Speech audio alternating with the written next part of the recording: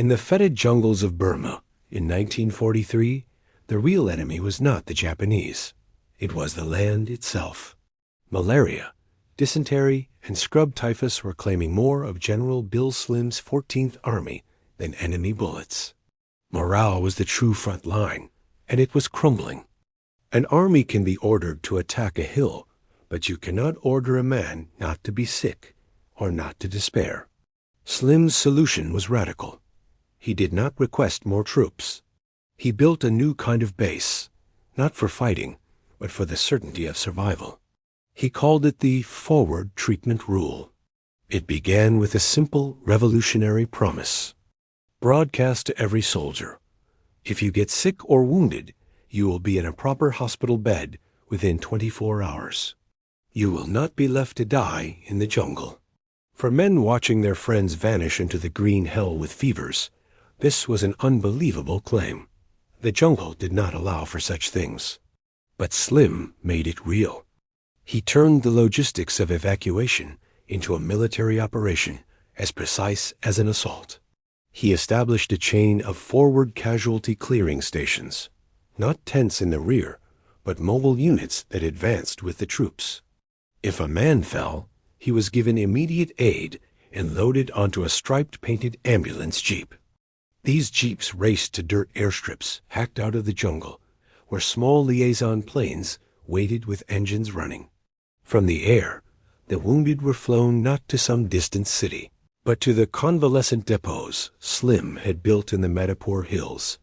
These were not just hospitals, they were sanctuaries.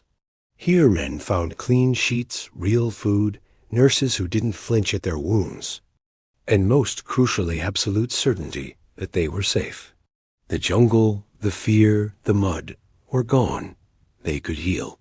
The psychological effect was electric.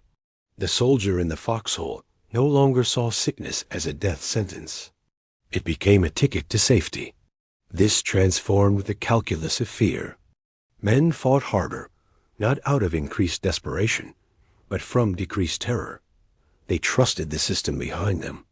The promise of the hospital bed became the Army's strongest defensive wall.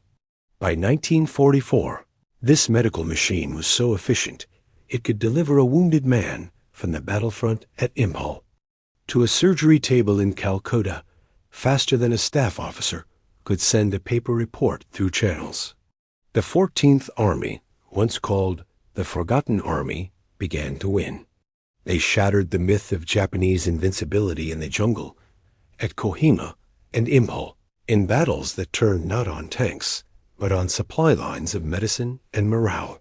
After the war, analysts would credit Slim's tactics, his use of air supply, his generalship. But the men of the 14th Army knew a different secret. Their general's first and greatest victory was over their own despair. He did not just command an army. He built it a collective nervous system of care.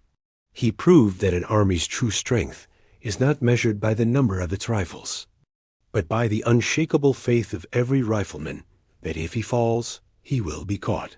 The most powerful base in Burma was not made of sandbags, but of trust, and it was the foundation upon which the entire impossible campaign was won.